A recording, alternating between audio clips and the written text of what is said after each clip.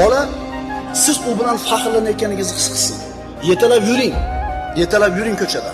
Masjidga olib keling, ilm majlisiga olib boring, solih kishilar suhbatida o'tirsin, o'rgansin, ta'lim olsin. Agar siz o'rgatmasangiz, hech kim o'rgatmaydi unga. Nariga bolangizni yetalab ketaverasiz. Bunisi qolib ketaveradi. Yur, futbolga olib boraman. Yur, falon joyga boraman. Chunki bu chiroyli iroda, bu esli iroda bu. Nariga orqada qolaveradi. Endi qanday hasad qilmasin akasiga yoki ukasiga? Kim aybdor ekan hasadga? O'zichi, akalar, ukalar, uyimizda ish yetarli bizga.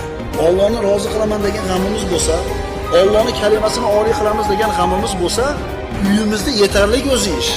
Xotin bilan qilayotgan muomala, aka-uka bilan qilayotgan muomala, ota bilan qilayotgan muomala, farzandlar bilan qilayotgan muomalani isloh qilsak-chi, shu bilan ovora bo'lsak, boshqa narsaga vaqtimiz qolmaydi bizning. Uyimizda o'shuncha muammo. Rasululloh sollallohu alayhi vasallamning xulq bilan birodarlar xulqlanishimiz kerak.